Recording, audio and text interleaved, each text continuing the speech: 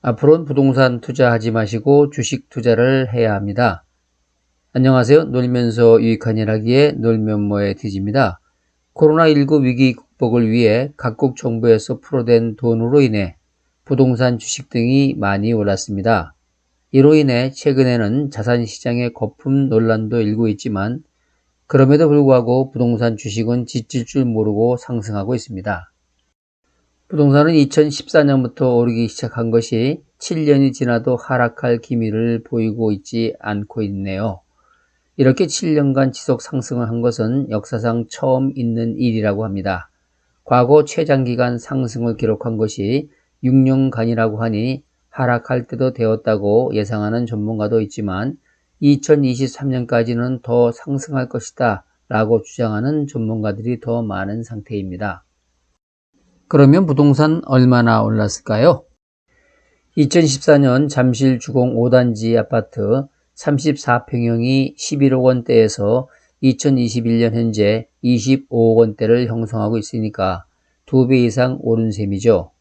그러니까 연평균 수익률이 32%이니까 저금리 시대에 엄청난 수익이 아닐 수 없습니다. 이러니 누가 부동산에 투자하려고 하지 않겠습니까? 돈이 없어서 그렇지 투자하지 않는 사람이 바보이겠죠? 죄송합니다. 표현이 과해서. 주식은 얼마나 올랐을까요? 우리나라 증시를 대표하는 지수인 코스피, 다시 말해 종합주가지수가 얼마나 올랐는지 보겠습니다.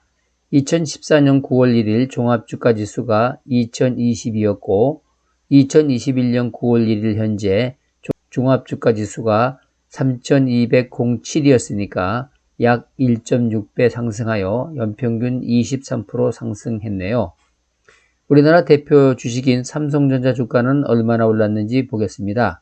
2014년 9월 1일 삼성전자 주가는 23,680원이었고 이것이 2021년 9월 1일 현재 76,800원이니까 무려 3.2배 상승하여 연평균 46% 상승을 한 것입니다. 이렇듯 부동산 주식 등 대표적인 투자 자산이 엄청난 상승을 한 셈이죠. 그러니까 부동산과 주식을 가지고 있는 분과 그렇지 않은 분 사이에는 부의 차이가 더욱 벌어져 엄청난 부의 양극화도 가져온 것이죠. 돈의 가치가 없어진 것일까요? 아니면 자산시장에 거품이 낀 걸까요? 저는 둘 다라고 생각합니다. 그러면 앞으로 어떻게 해야 할까요? 분명 자산시장에 거품이 낀 것은 사실이어서 그 거품이 언젠가는 터질지 모르고 그렇다고 돈 가치가 지속적으로 떨어지고 있는 저금리 시대에 그냥 가만히 있을 수도 없고 말이죠. 이러한 상황 하에서 저희 생각을 말씀드리면 다음과 같습니다. 저희 생각은 앞으로는 부동산 투자는 자제해야 한다고 생각합니다. 잘 아시다시피 부동산은 지금까지 안정적인 불로소득을 손쉽게 가져다주는 대표적인 안전자산이었습니다. 이러한 현상이 앞으로도 지속될까요? 저는 그렇지 않다고 생각합니다. 그 이유는 부동산 가격 상승은 국민들의 부를 증가시키고 기업들의 자산 가치를 상승시키는 효과도 있긴 하지만 지나친 가격 상승은 국가 경제의 생산성을 떨어뜨리고 국민들의 삶을 피폐하게 만들기 때문입니다. 부동산 가격 상승으로 내 집 마련이 어려워지고 청년들의 주거 환경이 불안해지며 임대료 상승으로 소상공인들을 힘들게 하는 등 많은 부작용으로 국가 경제를 흔들어 놓고 악화시킬 수 있기 때문이죠. 이로 인해 정치권에서도 부동산 가격 상승을 억제하기 위해 각종 규제책을 내놓는 등 강력한 정책을 지속적으로 펼치고 있습니다. 이러한 부동산 상승을 잡지 못하면 정권이 무너질 수도 있기 때문입니다. 주식은 어떨까요? 주식은 자본시장의 꽃이라고 할 정도로 자본주의 사회가 발전하는 원동력입니다. 기업들은 주식을 발행하여 자본을 조달하고 이렇게 조달된 자본으로 투자를 하여 경제 발전을 이루고 국가 경쟁력을 높이고 국민들의 삶을 윤택하게 하는 선순환적인 역할을 하고 있습니다. 그렇기 때문에 정부 입장에서는 주식시장에 거품이 끼었더라도 크게 염려하지 않고 주식시장이 지속적으로 활성화될 수 있도록 정책을 펼쳐 나가는 것이죠. 우리나라 경제 규모는 세계 10위권인데도 불구하고 주식시장 규모는 전 세계 주식시장의 2% 정도밖에 안 되고 있습니다. 그러므로 앞으로도 정부는 더욱 주식시장을 키워나가야 하는 것이죠. 따라서 앞으로는 부동산보다는 주식에 더욱 관심을 갖고 투자해야 합니다.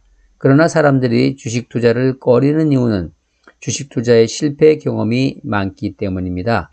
왜 주식 투자에서 실패를 하는 걸까요?